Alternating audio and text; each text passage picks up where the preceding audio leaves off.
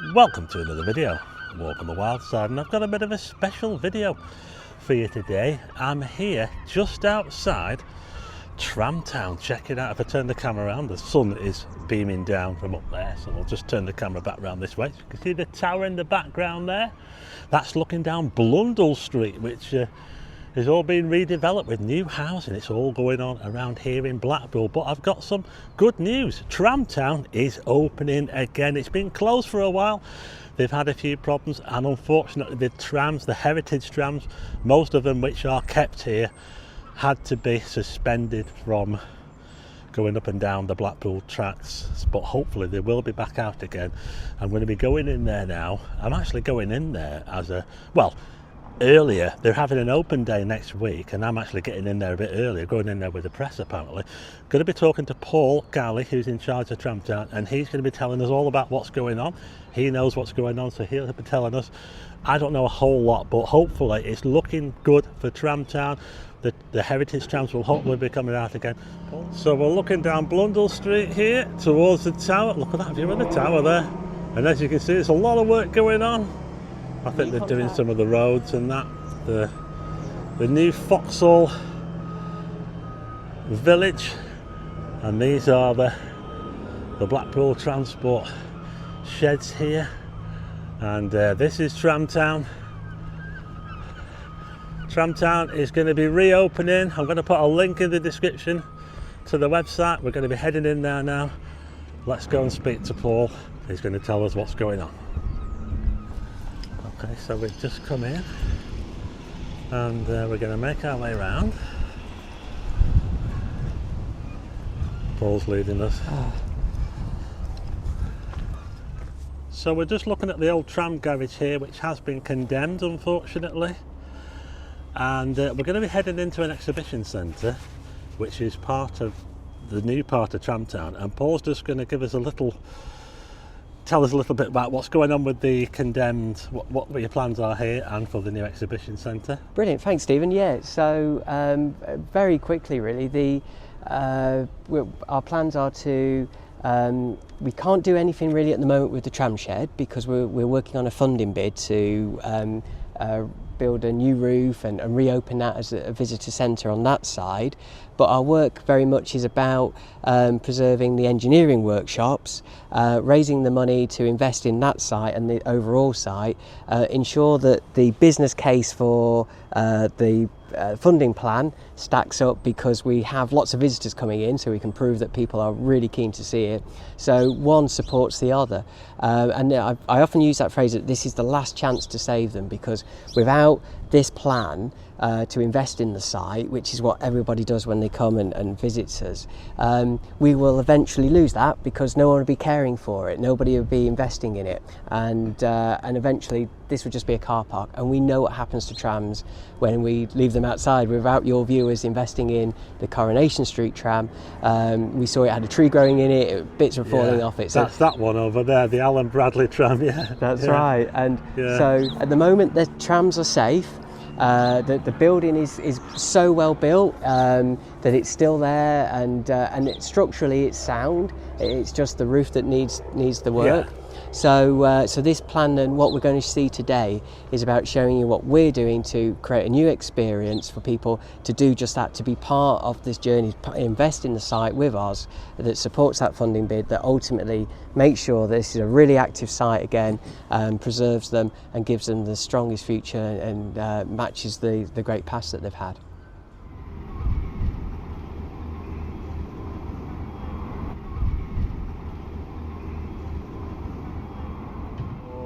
You'll see the guys today that are in, they're painting, we've refreshed the toilets facilities in here. We've done enough to comply with all the legislation that exists. And just before you were here, I was talking with the safety team about that allows you to have the public to walk around in a space.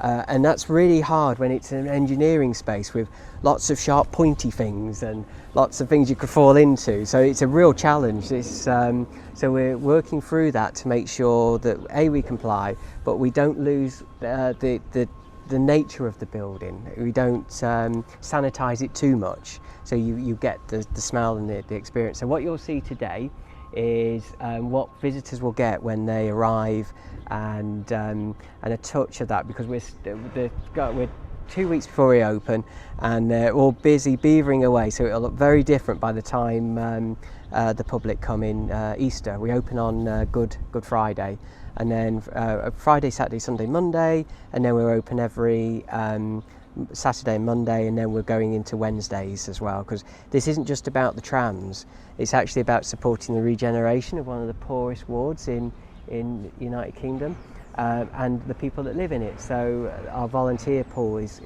growing up. We have now quite a waiting list of people to join us, and so we're busy managing that, training them and supporting them, and so on. And we've already turned around quite a few lives, and we intend to turn around a lot more as well. So visitors will come in here, and you'll see we've got some barriers, so they'll be free to come up to this point, be able to look across and see the trams, take pictures of this side, so that you'll be able to just see the famous Alan Bradley tram over there. Yeah, we can just see it. The Western train, some of the balloon trams from here, and then at that point they'll be able to go through this door here. And this is already different, because the fact you can walk around in a space is very different for those that have been before. You would normally have lots of people surrounding you saying, oh, watch for this, don't do that, don't do this, because it was a live site. Slightly different at the moment, because the trams aren't running. We've got that freedom to actually have people walking around and so on, but in this contained space. So they'll come through that gate there on the Hopton Road entrance. There's a website that you can book tickets on, or you can pay on the day when you arrive, cash or card, and then you'll go through that door there.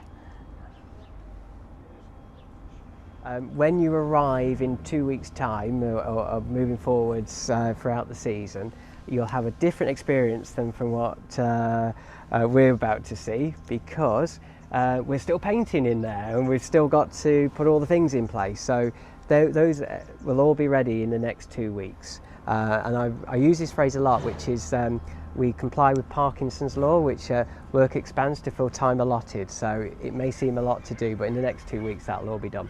So we're going to go through now, and I'll show you what they'll be experiencing. Here we go. Ooh. Look at this. Oh, now then. You right there, boss? We're met by the most beautiful open boat tram.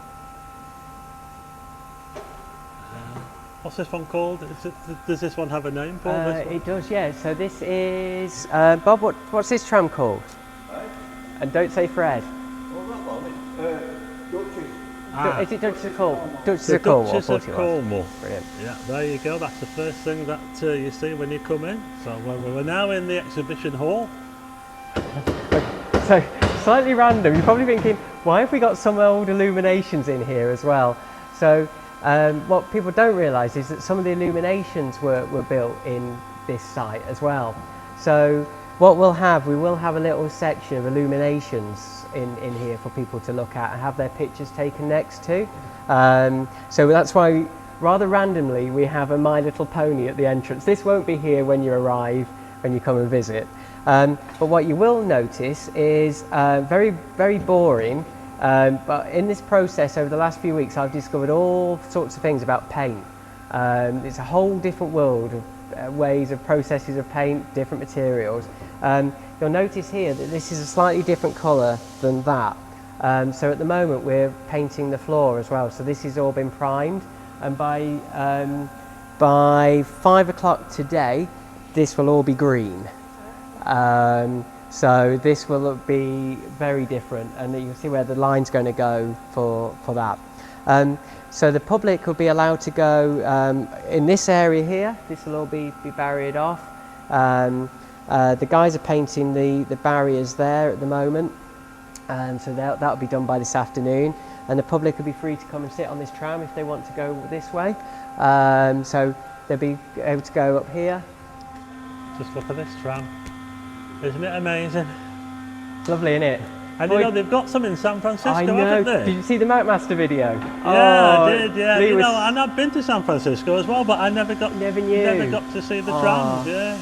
Lee sent me this text one night, it was about midnight-ish, to say, I'm riding one now, I'm riding one now, and I was so I envious. think he sent me the same one, yeah. Yeah, that's it. Although I think he suffered with the cold when he was there. But yeah, so the public will be able to get on here, have a sit down, they're free to walk around. Here we are, look at this. And I can smell the, the oil and the, you can, can't you? In Yeah. fact, the paint is probably powering the oil a little bit. But These design boards that we've ordered, they're coming on Monday, and they'll have like different information bits for people to read, the history, because some of it is different, it's pitching at different levels. So you've got information for children, information for adults, and information for people who are quite technical. And trying to balance that is quite a challenge, actually.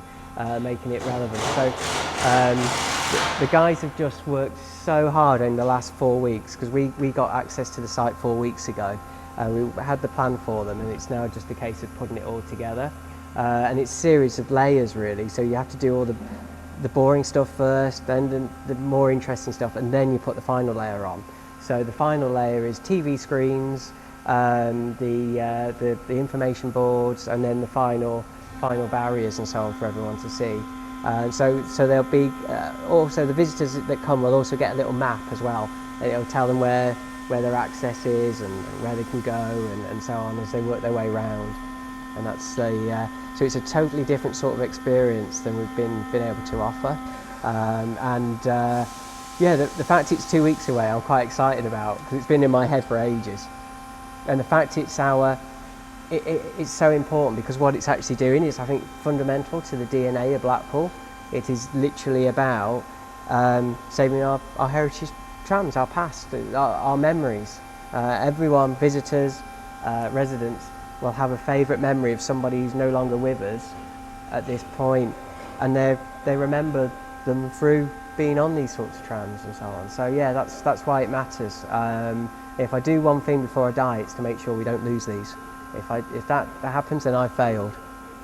Okay, so I've had quite a few people ask me what's happening to the heritage trams, because they're really, really worried about the trams being taken out of service.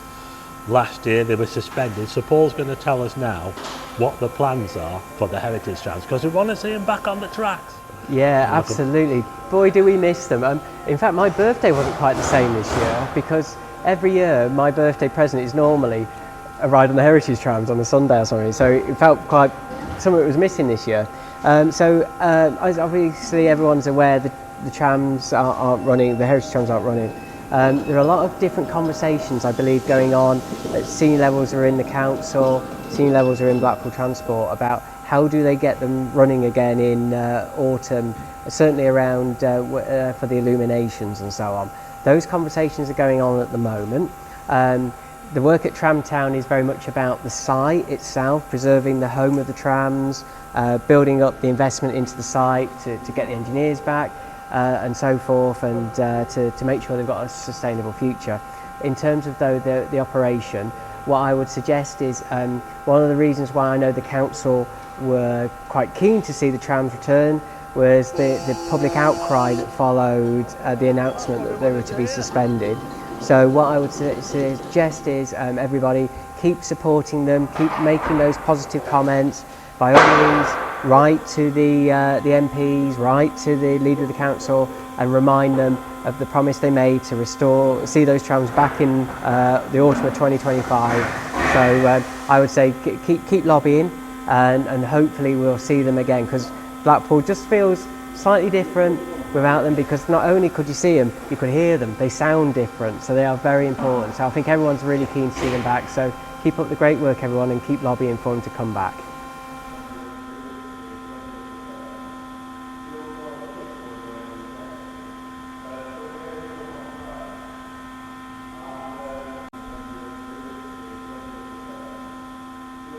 the trams, it will regenerate lives, and it will regenerate the wider Bloomfield area. So this place really matters. In order to be compliant for any visitor attraction, you have to have certain things in place. So fire access, fire extinguishers, all those different things.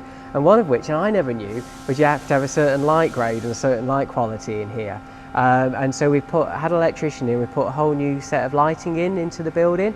We've also upgraded the toilets in here. So we've done a lot of work on things that you wouldn't necessarily go, oh wow, it's got new lighting, I must go there, or it's got toilets, but they're all the things you would expect to see. So we've done a lot of work already in terms of compliance and so on. So that was, that's something we're quite proud of, and that's been paid for by some of the donations that people have made when they've been on previous tours. So I think our entire budget for this is, in terms of the cosmetic side, has been around £700, which a lot of people have donated a lot of things. So the electricians have been really generous. They've helped as well, and so we've been very grateful to a lot of kind people out there who care about this.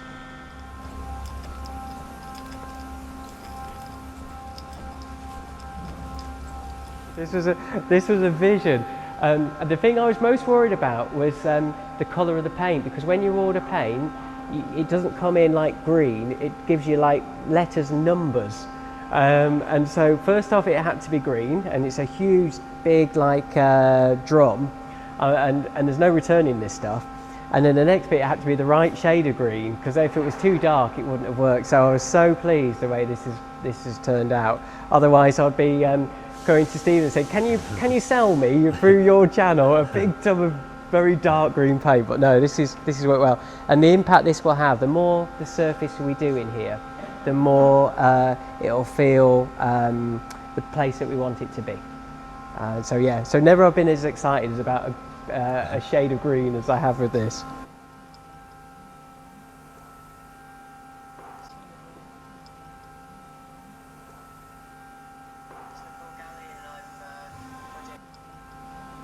So everybody wants to see the trams restored and operational again. I know the council do, I know the MPs do, and most of all the public do. So what I would always suggest to anybody who wants to see them and to support them, write to your MPs, write to the council leader and ask them to continue that support, to invest in the trams, and that they see them running again in the autumn of this year when the illuminations start, and other times. It's an amazing thing that we've got in Blackpool. There's only 3 places in the world, Alexandra, Hong Kong and Blackpool, that have double-decker trams that still run and are used in the main system.